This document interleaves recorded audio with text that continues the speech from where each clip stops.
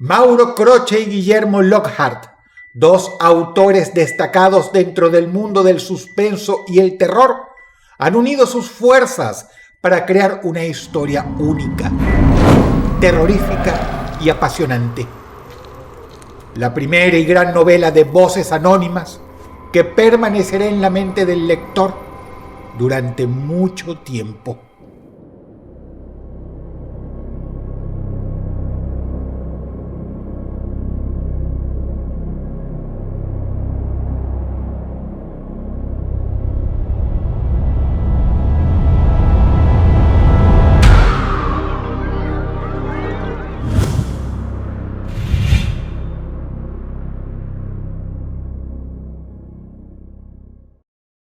Millones de personas del mundo entero coinciden a la hora de afirmar que Dross Rotzank, Ángel David Revilla, es la voz número uno del terror. Uno creería tener un terrible problema de visión al ver semejante cosa, a un doble exacto, haciendo exactamente lo mismo. Pero las 13 alumnas lo vieron al mismo tiempo. Este talentosísimo narrador de historias participó en numerosos capítulos de Voces Anónimas. Y hoy queremos compartir con todos ustedes un nuevo video con sus escalofriantes relatos. Así que, como les digo siempre, apaguen la luz de su habitación, suban el volumen y déjense llevar por la voz del mejor narrador de historias del mundo. Estas son las 6 historias más impactantes narradas por Dross Rotzank. Número 6. El torturador.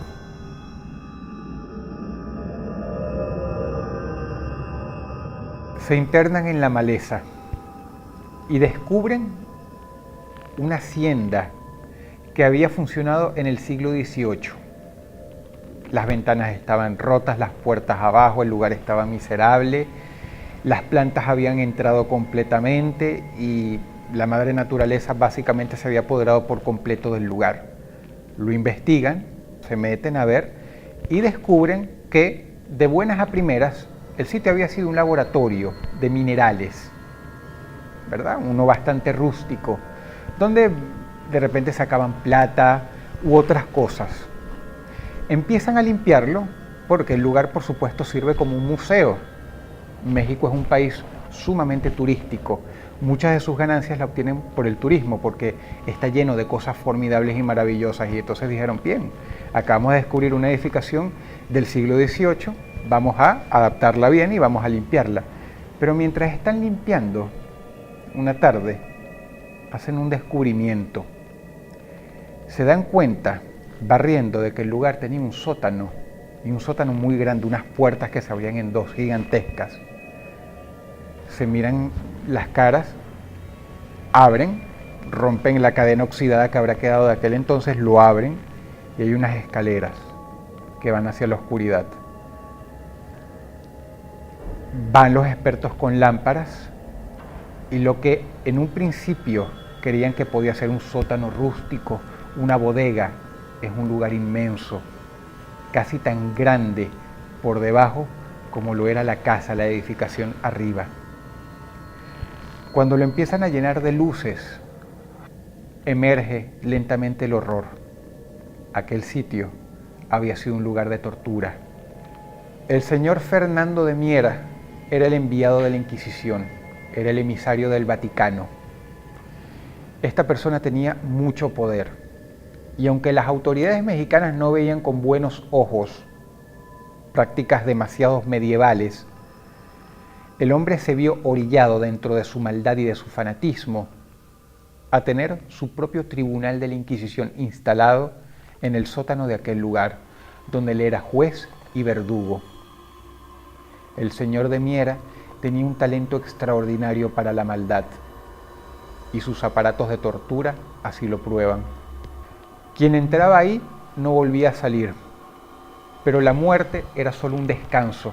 Algo tan tenebroso como el final era lo mejor que le podía pasar a un individuo cuando entraba escaleras abajo, a los predios del señor de Miera. Podían llegar a ser torturados por días y tenían varios aparatos, entre ellos la rueca, donde los amarraban de piernas y brazos en una rueda y les daban vuelta lentamente hasta sumergirles la mitad del cuerpo en agua. Y justo cuando estaban a punto de asfixiarse, cuando habían tragado agua, cuando tenían líquido en los pulmones, los sacaba de vuelta. Y así podía estar jugando con ellos durante horas, en búsqueda de alguna lunática confesión que seguramente había sido extraída a la fuerza y era completamente falsa. Una persona tan desesperada que abandonaba sus ganas de vivir para que de una vez lo mataran. El señor de Miera era tan nefasto que él había dispuesto una celda justamente en un ángulo de los aparatos de tortura, para que quien estuviera prisionero pudiera ver por 2, 3 o más días lo que le iba a esperar. Él infligía una terrible tortura psicológica, y vaya si tenía aparatos terribles para demostrar qué tan ruin podía llegar a ser. Estaba el potro, donde amarran a una persona de las extremidades en una plancha y por medio de un engranaje con una palanca comienzan a estirarlo y a estirarlo y a estirarlo hasta que las coyunturas, el hueso con los tuétanos, todo lo que une se desgarra y una persona termina desangrándose por dentro. Hay un límite muy agudo en que el ser humano puede soportar ser estirado, y esto lo sobrepasaba y empleaba la fuerza de un inquisidor jalando la palanca hasta que finalmente te destrozaba por dentro y te desgarraba la piel. Había otro que se llamaba la Dama de Hierro. Este era terrible. Era un sarcófago como de 2 metros de alto. Metían a una persona adentro y la tapa del sarcófago tenía pinchos. Cuando cerraban la tapa, estos pinchos te penetraban y causaban un dolor terrible. Pero la maldad no termina ahí. Los pinchos estaban colocados de manera muy sesuda para que no te atravesaran un órgano delicado. Todo esto con la intención de prolongar el suplicio.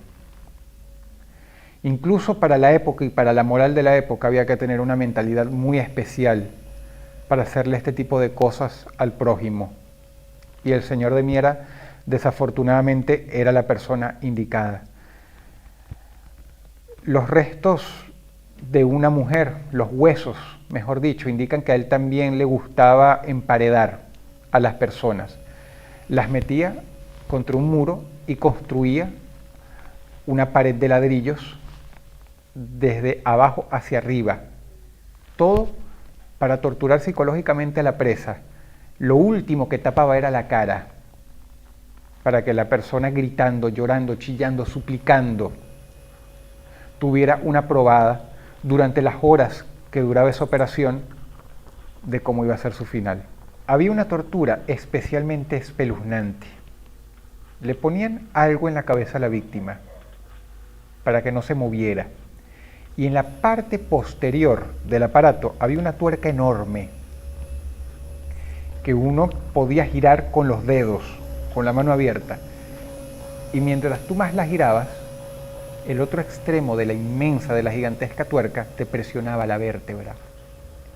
Y la idea era darle vueltas y darle vueltas y darle vueltas, o pena de los gritos, de los llantos de la persona torturada, hasta matarla. El río de sangre corriendo por su espalda, goteando en el suelo, pero no se veía parar hasta romperle el hueso, hasta que sonara crack con el último jirón.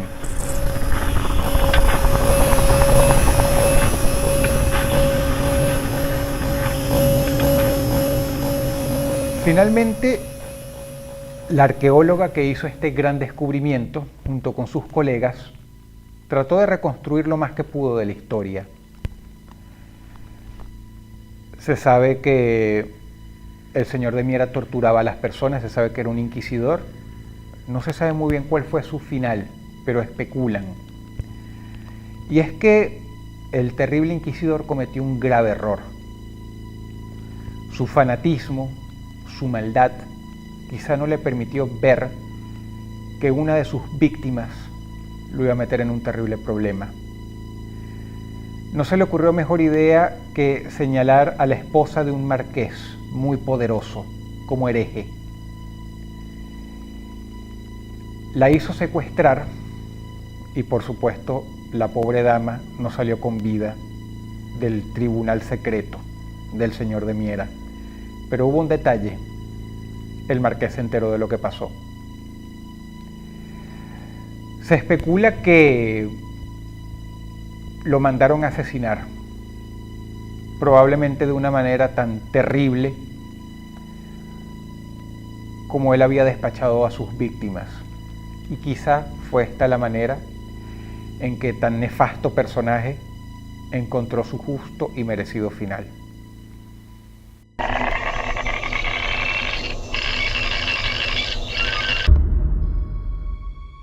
Número 5.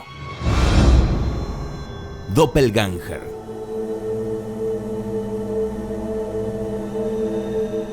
Todos dicen que sobre la faz de este mundo tenemos un doble, alguien idéntico a nosotros. Es una creencia muy extendida. Sin embargo, la parte más oscura de esta superstición deviene en el doppelganger. Es una palabra alemana compuesta y versa sobre un doble exactamente igual a nosotros. Pero en este caso particular, es un doble que no augura absolutamente nada bueno. Se dice que cuando tu doppelganger aparece, es porque no te queda mucho tiempo de vida, porque vas a morir muy, muy pronto. Y a pesar de ser algo absolutamente increíble, la historia ha documentado apariciones de doppelgangers terribles. Por ejemplo, se dice que la reina Isabel I, pocas semanas antes de su muerte, gritó despavorida de tal manera que todos los guardias en el palacio se enervaron y fueron corriendo a la habitación real. La mujer dijo haber visto a una doble exacta de ella. En los Estados Unidos se dice que el presidente Lincoln vio a uno pocos días antes de ser asesinado. Sin embargo, el caso más famoso de un doppelganger, y es porque se trata del mejor documentado, viene de Letonia. El director de una escuela contrató a una maestra francesa en sus veintitantos, muy joven, llamada Émilie Sallé. Émilie era enérgica, de buen carácter, pero las cosas que sucedieron en torno a ella no se olvidaron más. Un día ella estaba dando la lección escribiendo de cara al pizarrón, cuando sus 13 alumnas se quedan pasmadas porque ven al lado de la maestra a una doble exacta, como si fuera un espejismo, también escribiendo en la pizarra. Uno creería tener un terrible problema de visión al ver semejante cosa, a un doble exacto, haciendo exactamente lo mismo. Pero las 13 alumnas lo vieron al mismo tiempo y todas se debieron haber visto mutuamente las caras en sopor, blancas. La visión duró un par de minutos y se desvaneció. Obviamente las niñas se lo contaron a otras compañeras, que a su vez se lo contaron a los padres. Se dice que el director del instituto se enfureció porque pensó que eran tonterías de ellas, bobadas, chiquilladas. Pasó el tiempo y la historia cuenta que el doppelganger de Émilie Sallé apareció varias veces. Pero la anécdota que quedó en la posteridad fue la siguiente. Poco a poco la profesora Sallé estaba más deprimida, estaba más desganada, estaba más demacrada, había adelgazado, tenía la cara chupada, las manos feas, enervadas, una clase muy importante. Estaban 40 alumnas y una maestra les estaba tomando la lección. Si uno giraba la cabeza y veía a través de la ventana, podía ver a la profesora Sayé recogiendo flores afuera.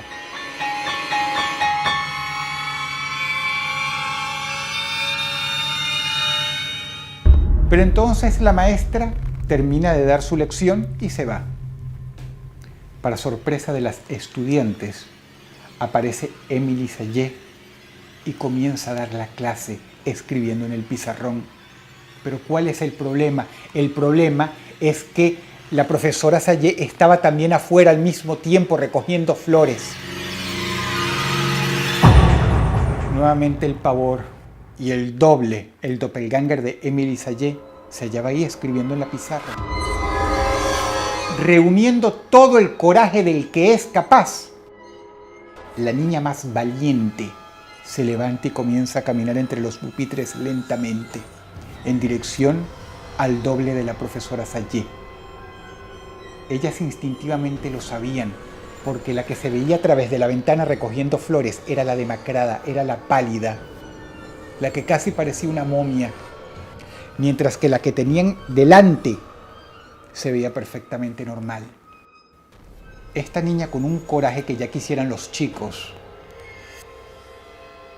caminó hasta estar al alcance del doppelganger y entonces levantó lentamente el brazo y trató de tocarla, solo para constatar que aquel doble maldito se desvaneció como por arte de magia.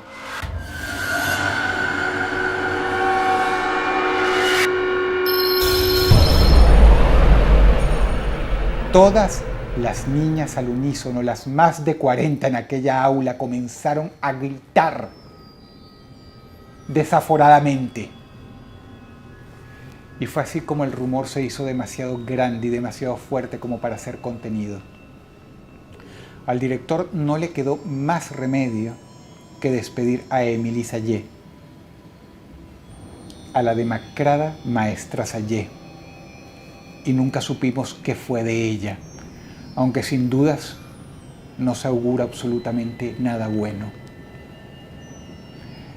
La reputación de la escuela a raíz de ese incidente, porque 13 chicas es una cosa, pero 40, más de 40, fue tal, aquel manchón fue tal, que el instituto tuvo que cerrar poco después.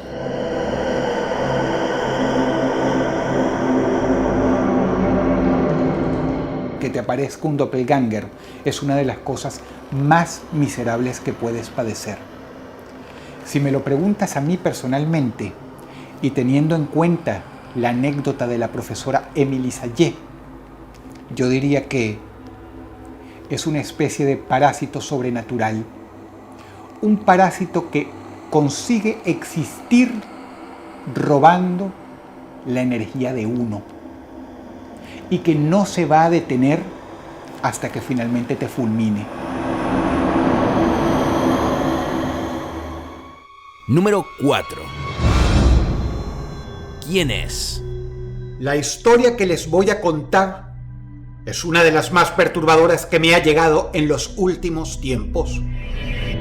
Al escuchar esta anécdota de boca de una de las protagonistas, no pude evitar sentirme expuesto a un terror extremo que habita en la oscuridad muy cerca de nosotros. Resulta que aquella noche, la noche que ocurrió todo, Mariana se internó junto con Ignacio y sus amigos en una vieja casa abandonada, la mansión Brouche. Para quienes no están al tanto de todo este caso, resumiré brevemente su historia. Se trata de una casa estilo palacete, construida a finales del siglo XIX, en la cual vivió durante mucho tiempo la familia Brouche, una de las más adineradas de Argentina. En esa casa, se cuenta, hubo de todo: violaciones, asesinatos.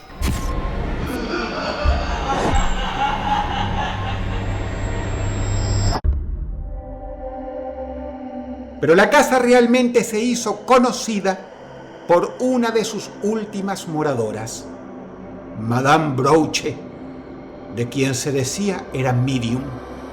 La mujer tenía el don de la adivinación y practicaba la magia negra.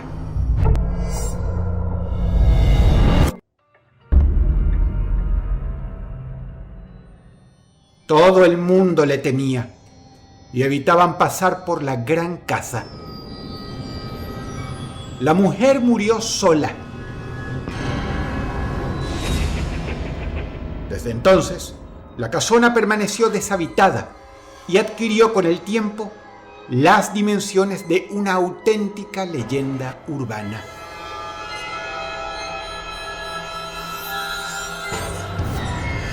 Se decía que se podía ver la figura de Madame Brouche por las noches, asomada a la ventana. También se escuchaba el sonido de un piano desafinado. Ni siquiera los vagabundos se atrevían a pasar la noche en esa casa. Pues bien, allí fueron aquellos jóvenes, con la idea de filmar lo que se les atravesara en el camino. Un video de excursiones nocturnas. En esta situación nos encontramos en un castillo que dicen que está embrujado.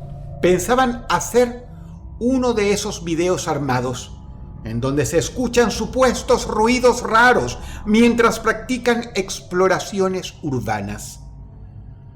Pero resultó que no fue necesario ningún truco. Lo que vieron aquella noche, con sus propios ojos aterrados, bien, será mejor que lo cuente desde el principio. Al comienzo, dijo Mariana, todos se dedicaron a bromear entre ellos. Estaban un poco nerviosos, dijo, pero haciéndose chistes y burlándose entre sí, lograban relajarse un poco.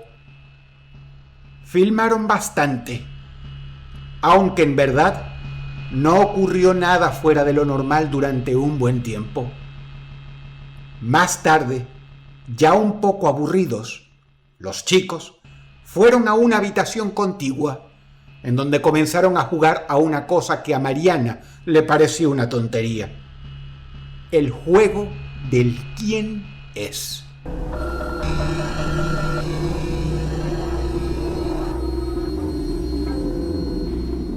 Ese juego, explicó Mariana, consiste en vendarse los ojos, mientras los demás se esconden en diferentes partes de una habitación. El de la venda cuenta hasta 10 y comienza a buscar a los otros. Cuando encuentra a alguien, debe adivinar quién es tocándole la cara, la ropa, etc.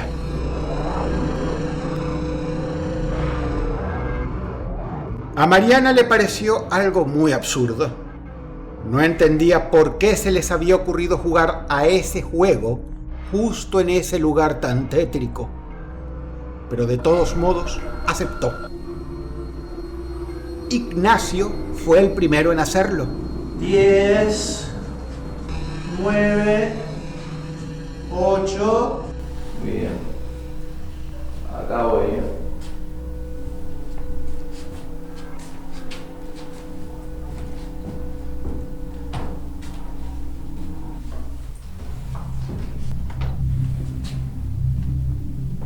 Mariana.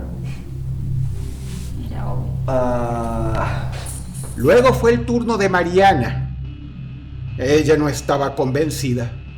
Le parecía una enorme pérdida de tiempo.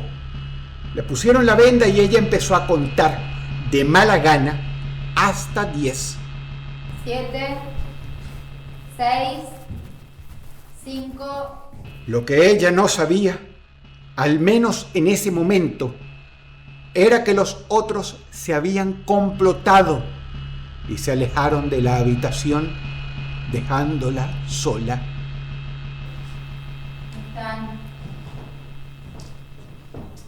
Chicos, es una pelotudez este juego. Ignorante de esto, Mariana terminó de contar y comenzó a buscar. Tanteó paredes y muebles. Al fin se encontró con alguien. Estaba parado frente a ella.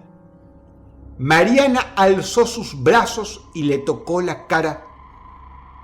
Descartó enseguida a Sebastián, porque no tenía anteojos y porque su altura no concordaba. Quedaban las otras chicas del grupo, Cintia y Cecilia. Tocó las manos. Sin dudas, eran la de una mujer. Lo que llamó la atención a Mariana era que estaban frías, muy frías. Eso le descolocó un poco. Harta ya del juego y un poco desconcertada, se quitó la venda.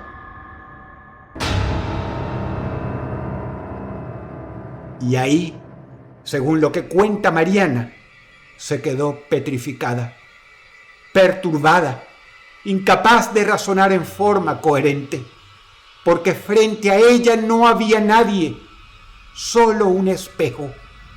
Pero no podía ser. Ella estaba segura que había tocado a alguien, incluso había escuchado su respiración. Estaba por salirse de la habitación, porque se había dado cuenta de que estaba sola, cuando un reflejo en el espejo le llamó la atención. Y no solo le llamó la atención, sino que también la horrorizó. Le puso los pelos de punta.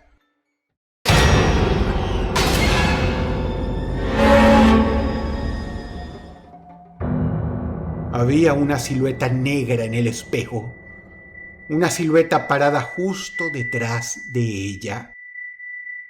Por un momento, ni Mariana ni la silueta hicieron algo. Se quedaron ambas inmóviles durante unos segundos que para Mariana duraron siglos.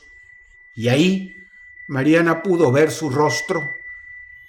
Era el de una anciana de ojos blancos, tez pálida, casi cadavérica, y unas manos huesudas y de largas y amarillentas uñas. Ahí, Mariana, muy asustada, salió rápidamente de la habitación. Pensó que la anciana le estaba siguiendo e incluso escuchó su respiración, que parecía cada vez más cerca de ella, hasta sentirla en los pelos de la nuca. Al fin, terminó en la habitación donde estaban todos escondidos. Chicos, ¿dónde están? ¡Ay, idiota! Y entre aterrorizada y furiosa, se arrojó sobre los brazos de Ignacio. Él le preguntó lo que había pasado, por qué estaba así, qué era lo que había visto. Mariana le dijo que acababa de ver a una anciana vestida de negro, de tez pálida y ojos blancos. Sebastián quedó atónito al ver un cuadro colgado en la pared, pero no era cualquier cuadro, era un retrato de Madame Brouche. Mariana también lo vio y quedó helada porque la reconoció. Esa mujer que se le había aparecido en la otra sala, ahora la miraba desde un cuadro. Sebastián agregó: es ella, está en la casa. Sebastián, que siempre era el encargado de investigar las leyendas y sabía mucho sobre esoterismo, dijo que lo que acababa de ver Mariana era a Madame Brouche. Afirmó que había una vieja leyenda que decía que al morir la mujer, los vecinos del lugar, conocedores de los peligros que representaba, hicieron un conjuro para que no volviera a regresar de entre los muertos. Mientras contemplaban la pintura de la señora mayor, de golpe comenzaron a escuchar algo desde la oscuridad de los pasillos. El ruido de pasos que se acercaban, y una risa, la risa más demencial, más malévola que habían escuchado en sus vidas. Ellos sabían que tenían que irse lo más rápido posible de esa casa, así que siguieron adelante, cruzando salones, habitaciones y pasillos. pero de golpe se toparon con esa persona de la que estaban huyendo, Madame Brouchet. Corrieron hasta encontrar la salida y luego nunca más volvieron a la mansión Brouchet. Según cuentan, algunos que pasaron por el frente de esta casa siniestra vieron y escucharon cosas raras. Escucharon, por ejemplo, el sonido de un piano o de una canción vieja y ya olvidada. Y no fueron pocos los que vieron a una mujer de negro desde detrás de uno de los tantos ventanales de la residencia.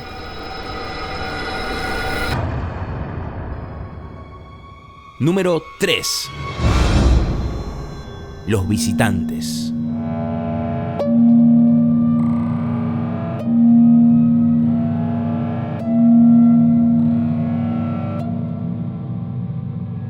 Es muy egoísta pensar, y en esto están de acuerdo varios físicos, varios astrónomos, que con tantas miles de millones de galaxias, que contiene un número imposible, inenarrable de estrellas, que a su vez tienen girando alrededor un número impresionante, mucho más grande aún de planetas, que nosotros seamos la única especie inteligente en el cosmos. Pero lo interesante muchas veces se convierte en algo terrorífico.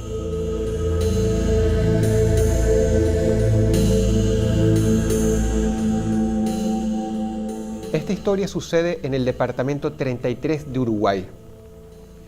Virginia Varela era una trabajadora y ella vivía en un albergue junto con sus compañeras de trabajo. Una noche se despierta alrededor de las 11 porque siente, o por lo menos eso es lo que ella piensa, eso es lo que ella intuye, que hay un perro rascando la puerta. Y a pesar de que esa es un área rural y que hay perros, ellos jamás hacían eso. Y ahí estaba lo que ella suponía era un animal rascando la puerta. Se tienta a despertar a la compañera, pero no lo hace. Finalmente, el ruido cesa y tal como se despertó se vuelve a dormir. A las 2 de la madrugada se vuelve a levantar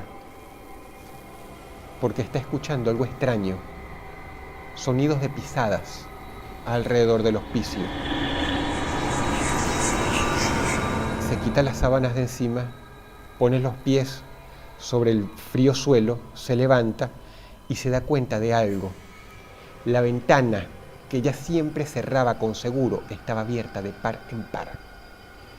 Y ni bien ella da 2 pasos en dirección a esta ventana, extrañada, ve algo que la aterroriza tanto que se queda en estado de shock. Allá afuera, mirándola de vuelta, había una criatura que sin dudas ella no identificó como un ser humano. Recuerda aún hoy día que tenía una vestimenta extraña, brillante. Finalmente logró reaccionar, se dio media vuelta gritando y despertó a la compañera. Pero cuando le da explicaciones, la compañera no se puede creer. No, Virginia, tuviste una pesadilla, ándate a dormir. Y es en ese momento, para fortuna de la pobre Virginia, a quien no le creían, o tal vez para mayor desgracia, que empezaron a escuchar ruidos extraños, no solamente pisadas, sino sonidos que no lograban identificar. Las vacas empezaron a mugir, los perros ladraban furiosamente. La compañera se sienta sobre la cama, Virginia grita, y en ese momento una luz muy extraña se proyecta sobre la pared, con un color rarísimo.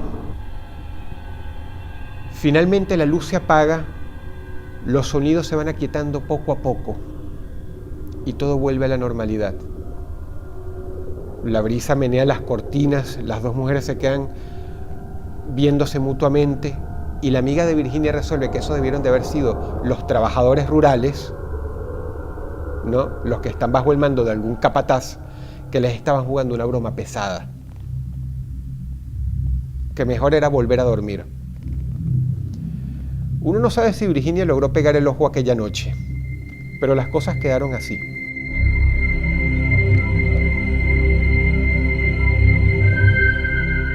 Al día siguiente, cuando este terrible suceso se iba a convertir ya en una anécdota pasada y sumamente pesadillesca, Virginia, asustada, decide que no quiere dormir más en el cuarto, que quiere dormir es en el living del hospicio. Bueno, hay una conversación entre ellas y finalmente llega la hora de acostarse. Pero entonces, como un horror nocturno vuelve a ocurrir. Virginia observa que en el resquicio de la puerta, debajo, entre la puerta y el suelo, se ve una luz muy brillante.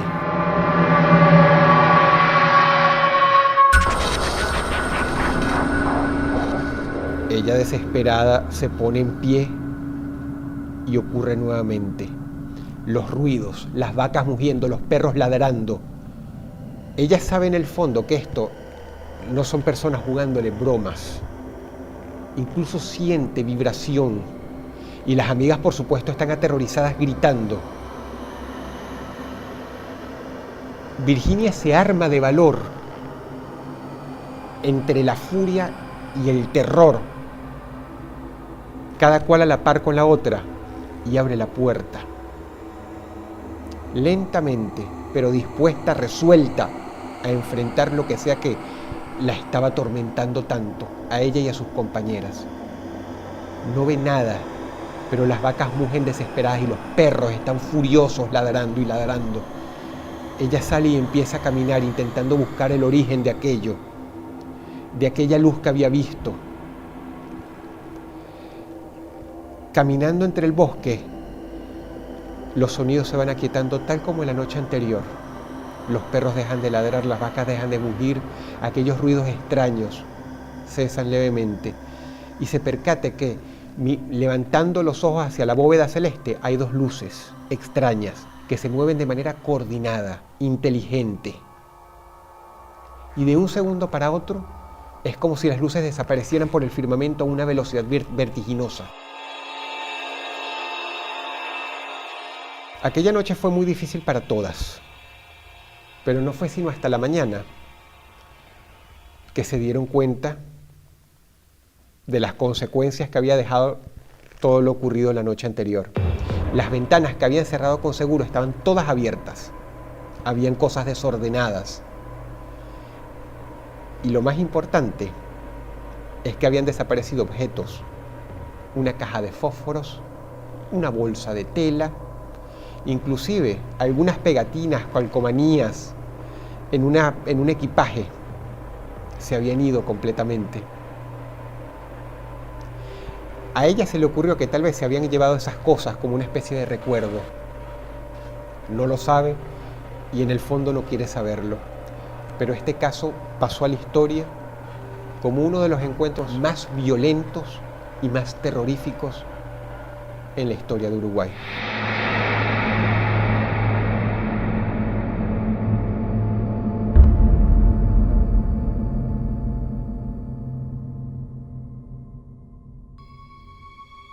Número 2.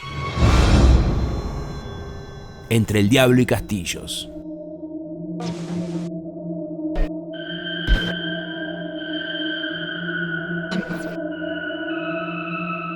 Eran las 3 de la madrugada del 9 de enero de 2011. La banda de rock uruguaya Déjà Vu estaba haciendo una gira de verano, tocando en diferentes playas. Por esa razón, se trasladaba en una camioneta grande, estilo van. Habían realizado un recital en el balneario Punta del Diablo y viajaban por la Ruta 9 rumbo a Arachania, donde se estaban quedando.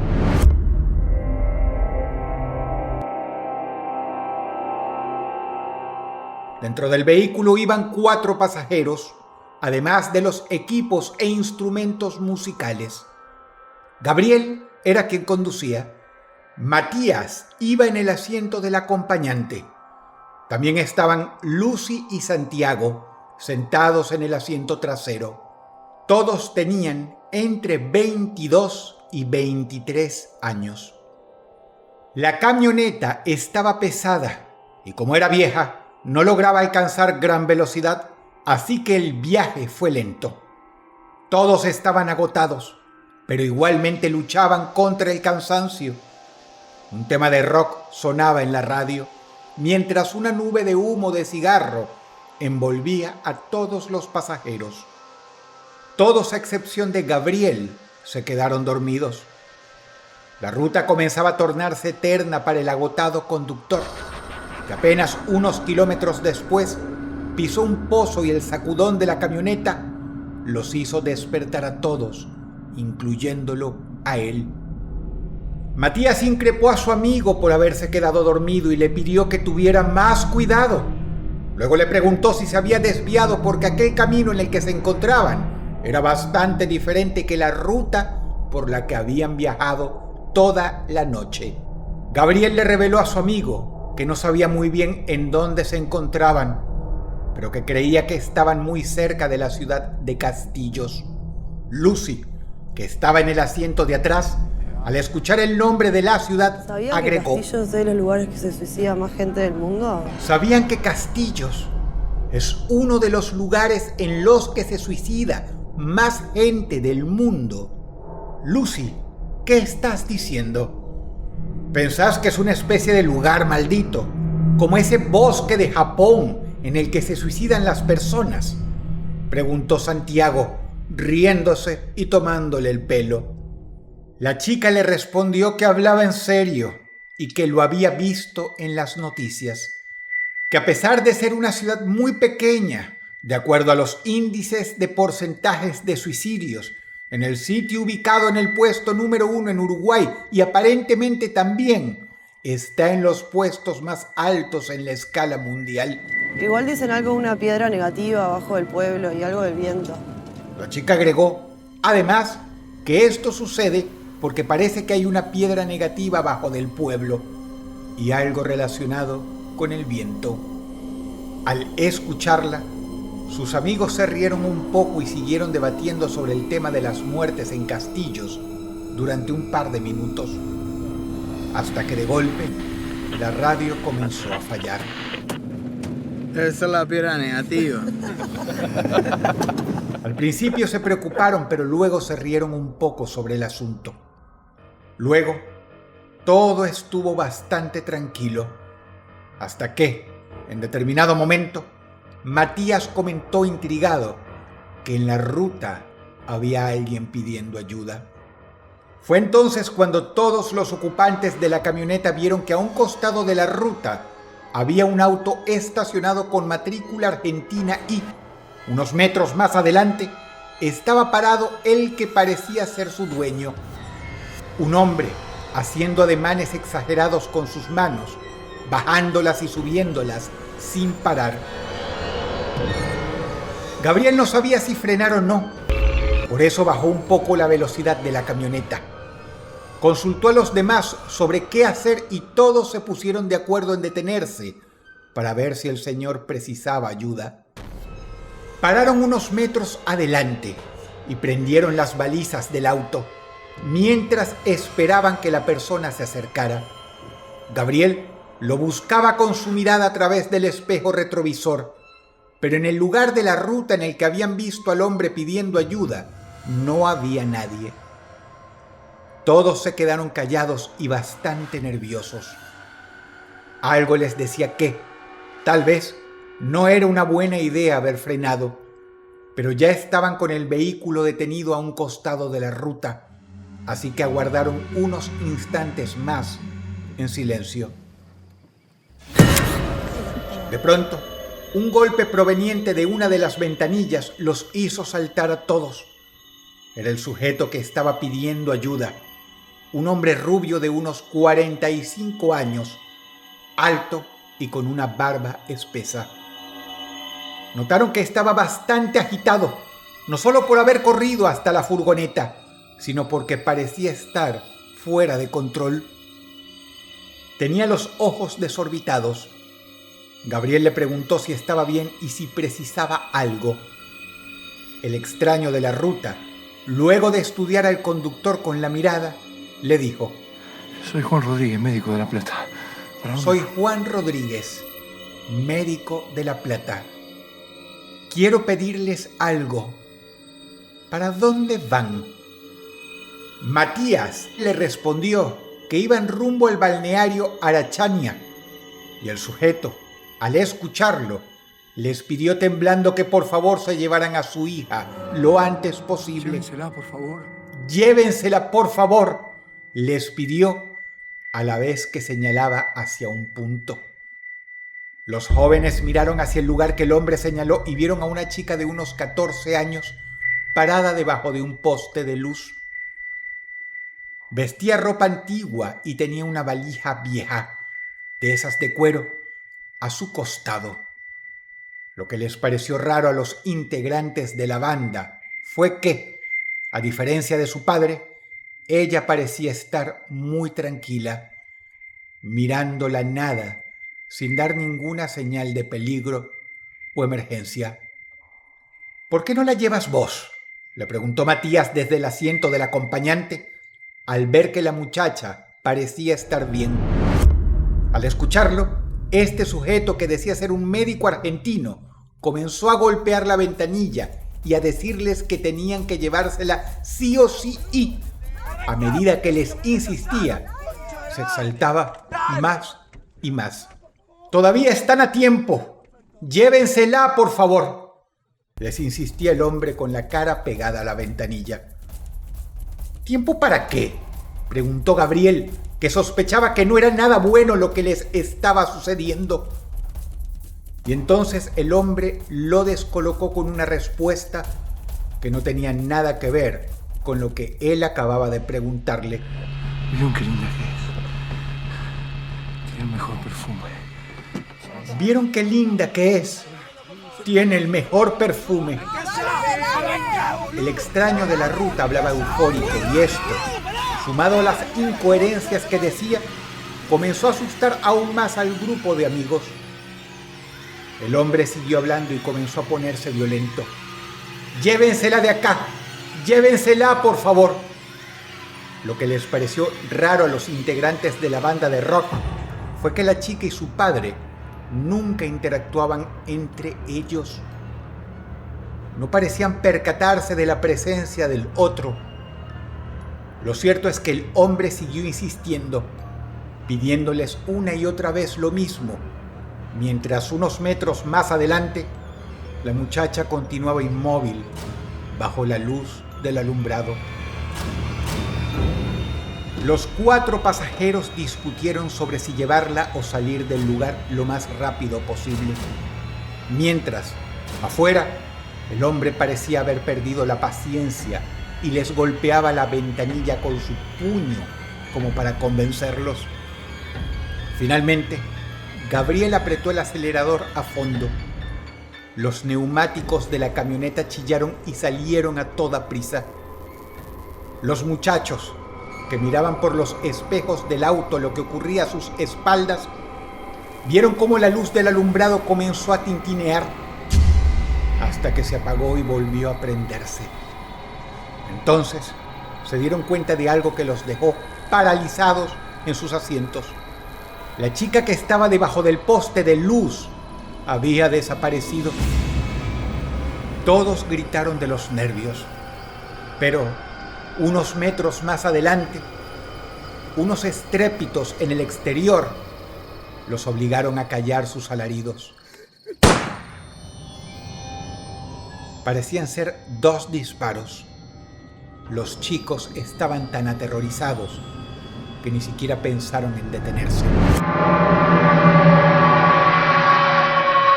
Luego de vivir esta extraña experiencia, los integrantes de la banda quedaron verdaderamente impactados. Estuvieron consultando en la red y preguntando en Rocha si alguien sabía algo sobre un tal Juan Rodríguez de la Plata, Argentina. Pero nadie podía decirles nada. Siguieron buscando, sobre todo en internet, googleando palabras claves tales como accidente, ruta 9, muerte, además de los datos personales que les dio el hombre, pero nunca encontraron nada. Cuentan que tiempo después, los chicos accedieron a un video de una cámara de seguridad ubicada en el lugar de los hechos. Al ver las imágenes, vieron como en un principio todo estaba perfecto. La camioneta llegaba al lugar y frenaba. Gabriel bajaba su ventanilla y se lo veía hablar. Hasta ahí todo normal. Pero el tema es que del otro lado de la ventanilla no había nadie, ni una señal de ese médico que decía llamarse Juan Rodríguez, ni tampoco de la que supuestamente era su hija. Los integrantes de la banda vieron una y otra vez aquella filmación con sus miradas atónitas, sin poder dar crédito a lo que estaba sucediendo. Matías, quien viajaba en el asiento de acompañante aquella noche, se quedó tan intrigado que decidió llegar al fondo del asunto. Fue así que se puso en contacto con una astróloga para que lo ayudara a atar los cabos sueltos.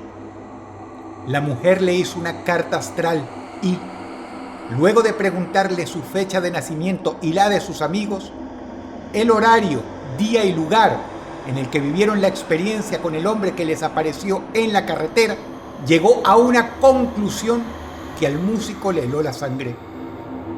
Le reveló que sí había ocurrido algo con ese sujeto, que la experiencia vivida había sido real, que de alguna manera se había abierto un portal y había dado lugar a un encuentro sobrenatural.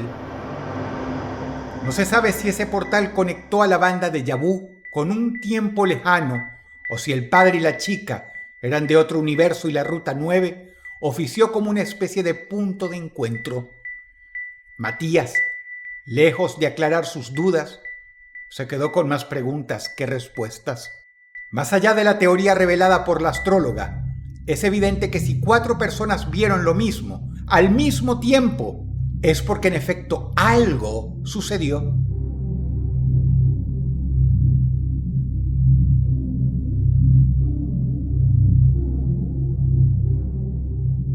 Ya pasaron casi 10 años y los integrantes de la banda uruguaya Déjà Vu siguen sin poder explicar lo que vivieron. Una experiencia que quedará marcada a fuego en su memoria por el resto de sus vidas.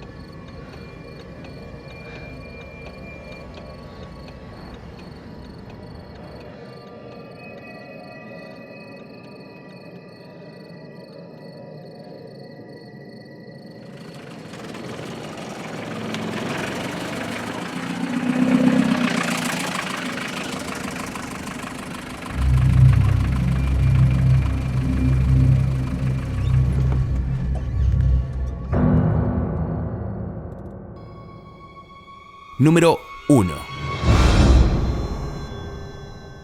Teque Teque.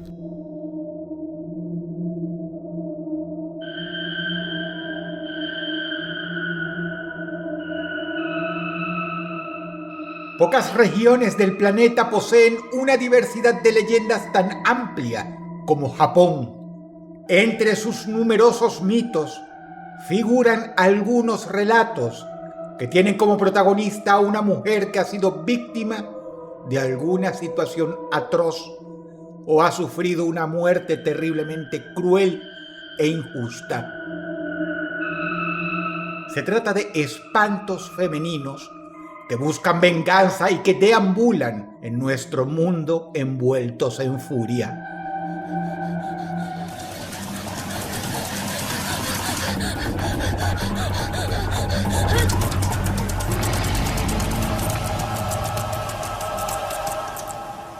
Uno de estos casos es el de un personaje siniestro que es señalado por muchos como el más aterrador de los mitos del país del sol naciente. Se trata de Teque Teque o Tek Tek, un fantasma que explica la razón por la que los japoneses evitan las estaciones de trenes durante la noche.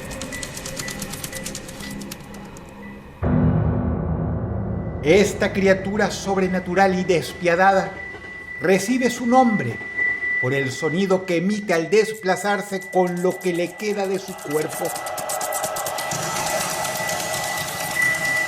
Lo preocupante del caso es que a este ser de pesadillas se le adjudican algunas muertes misteriosas que tuvieron lugar en diferentes partes de Japón.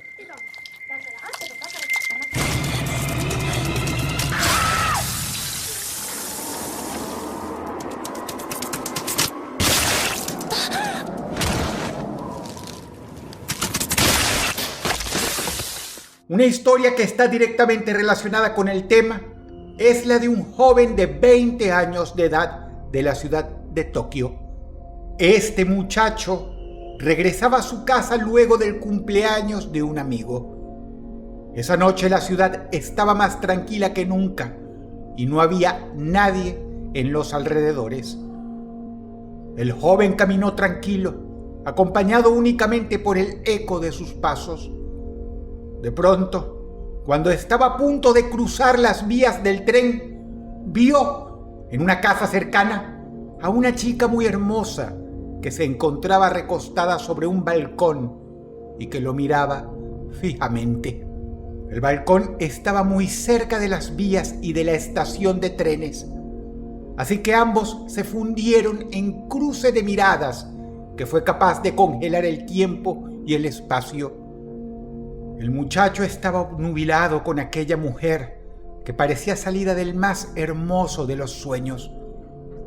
Quizás fue por eso que se quedó mudo sin saber qué hacer o decir. La que se animó a romper el hipnotizante silencio fue la muchacha quien, a través de una pregunta tan extraña como alocada, descolocó al chico. ¿Dónde están mis piernas?, preguntó. El muchacho, bastante confundido y sin entender bien a qué se refería, pensando en que tal vez todo se trataba de una inocente broma, respondió: sinceramente, no sé a dónde fueron a parar tus piernas. Por aquí no las veo. El chico bromeó, intentando ser simpático, suponiendo que aquello se trataba de un chiste para romper el hielo en aquel momento incómodo en el que los dos se habían quedado tímidamente callados.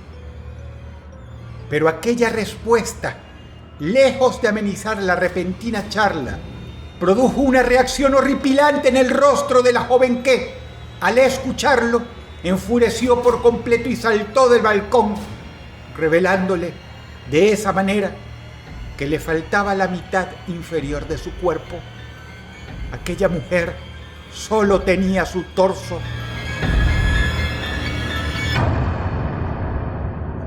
Aterrado por la deformidad de la chica, el muchacho trató de correr con todas sus fuerzas, buscando escapar. Aquella cosa repugnante que lo perseguía en medio de la oscuridad de la noche emitía un sonido estridente al moverse y utilizaba sus brazos y codos para avanzar.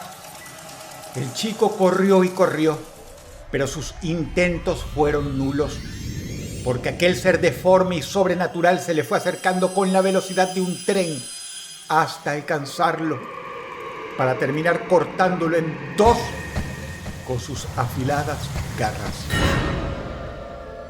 Las dos mitades de su cuerpo quedaron tendidas sobre las vías del tren y el extraño ser desapareció en medio de las sombras de la noche.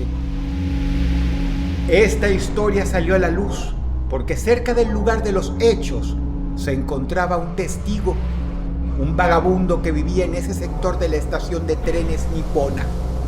En su momento, le relató a la policía con sumo terror aquel evento imposible que sus ojos habían visto. Pero ninguno de los oficiales le creyó porque el hombre vivía alcoholizado y esto le quitaba credibilidad. Así que se determinó que el cadáver del muchacho que fue encontrado sobre las vías del tren brutalmente mutilado era el resultado de un accidente ferroviario.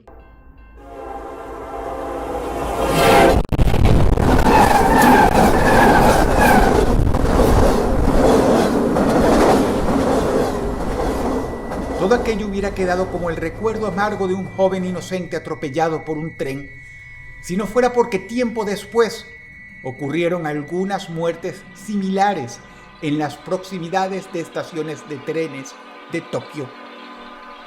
Además, comenzaron a aparecer testimonios de usuarios del tren que durante las noches reportaban ver a la distancia a una figura que se arrastraba entre las sombras. Otros también hablaban de un molesto sonido, teque, teque, que se escuchaba en los hangares de algunas estaciones. Fue así como nació esta leyenda urbana y se volvió popular.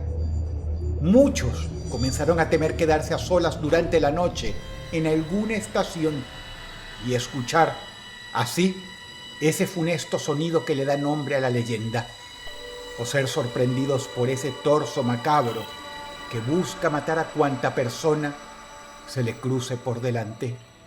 Muchos, al descubrir a este espantoso personaje que arde en ira y que se mueve de manera siniestra, comenzaron a preguntarse por su pasado, su identidad.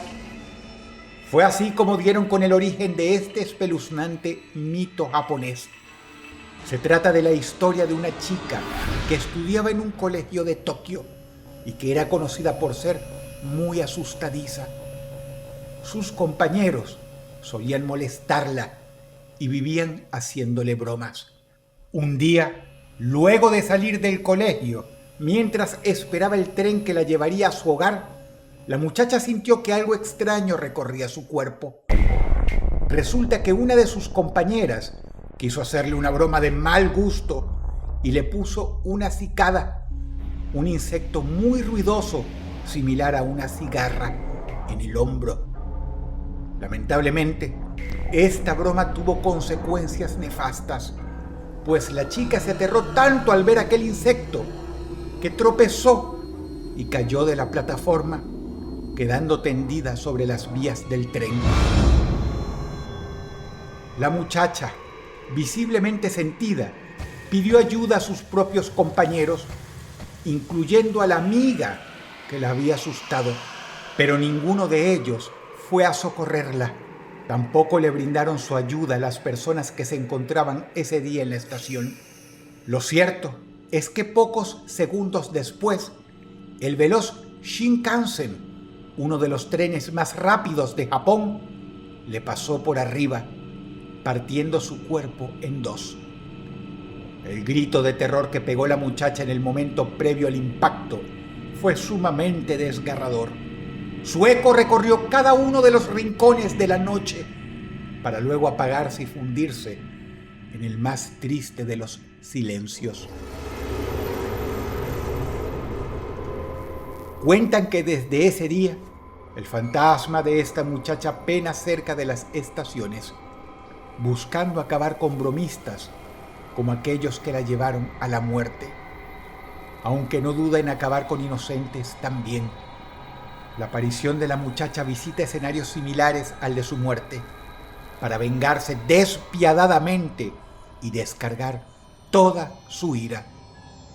Lo hace convertida en un torso siniestro y se arrastra con movimientos imposibles y, a la vez, llamativamente veloces.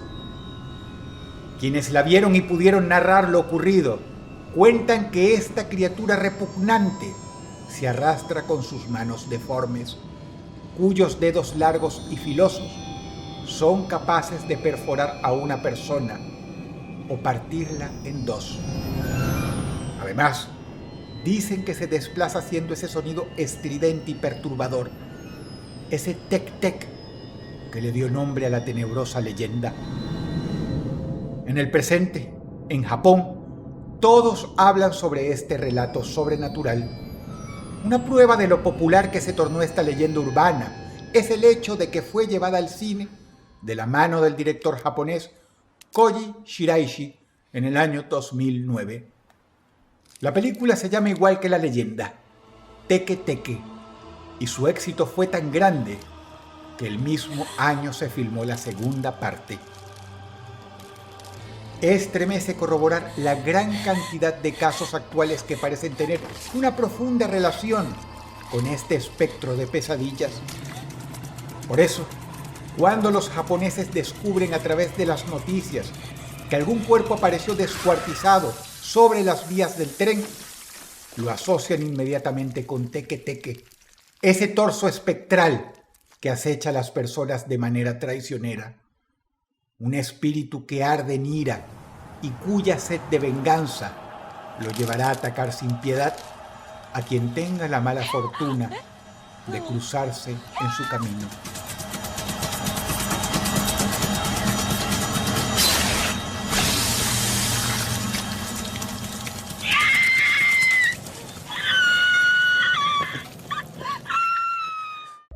¿Cuántas veces hemos escuchado sobre juegos paranormales? ¿Cuántas veces nos han advertido sobre los peligros de jugarlos? Y sin embargo, es probable que ahora mismo haya alguien practicando alguno de estos juegos prohibidos. Nuevo libro de Voces Anónimas, Juegos Prohibidos. Canjealo en Habitat con beneficios exclusivos para participantes de Habitat Familia. Si el video te gustó, dale like y compártelo. Puedes seguirnos en las redes sociales y descubrir historias fascinantes, creepypastas y las mejores leyendas urbanas. Soy Guillermo Lockhart y te doy las gracias por ser parte de las Voces Anónimas.